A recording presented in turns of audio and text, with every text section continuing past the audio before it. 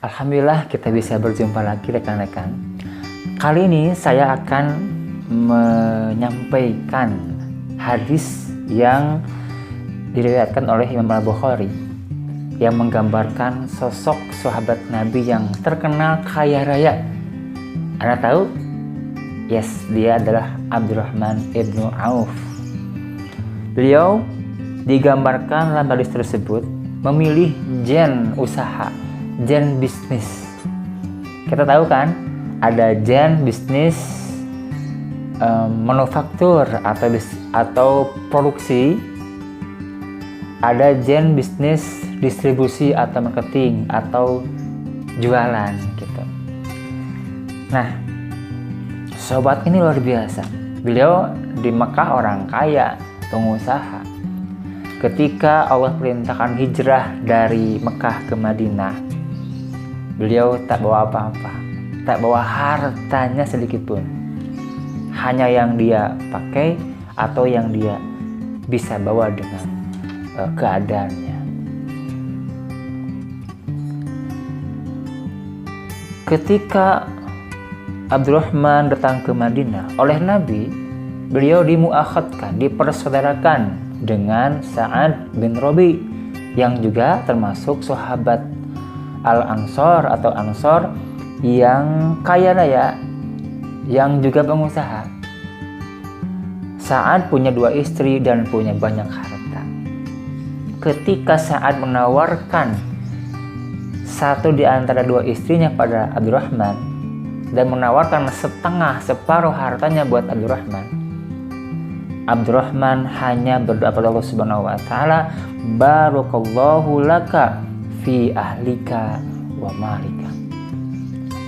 Semoga Allah memberkahimu, memberkahi keluargamu dan hartamu.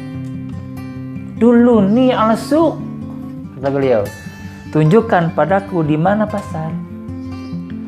Fa'atasuq, kemudian beliau datang ke pasar. Farobiha syai'an min aqid wa syai'an min samnin. Maka beliau mengambil sedikit keuntungan dari akid dan dari samin.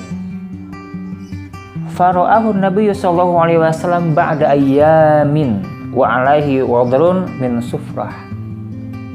Selang beberapa hari Rasulullah melihat Abdurrahman memakai pakaian yang cukup bagus, harum, wangi. Faqala, Rasul kemudian berkata, Mahyam ya Abdurrahman. Kalau bahasa kita, aduhai Abdurrahman. Faqala, kemudian dia berkata, tazawwajtul ansariyah. Rasulullah, saya telah menikahi wanita Ansar. Qala, Rasul berkata, fama suqta ilaiha, apa maharmu untuk perempuan tersebut? Qala, Abdurrahman berkata, wazna nawatin min zahabin, emas seukuran biji. Qala, Rasul berkata, aulim walau bisyah, walimahlah, meskipun dengan seekor kambing. Saya ingin menggarisbawahi kalimat farobiha syai'an min aqid wa syai'an min samnin. Beliau mengambil sedikit keuntungan dari akid dan samin, menjual akid dan samin. Pertanyaannya adalah, dari mana beliau mempunyai produk bernama akid dan samin? Akid itu susu yang dikeringkan, kalau samin susu yang dijadikan mentega. Kan dari Mekah ke Madinah gak bawa apa-apa. Tiba-tiba beliau punya produk, punya barang, akid dan samin.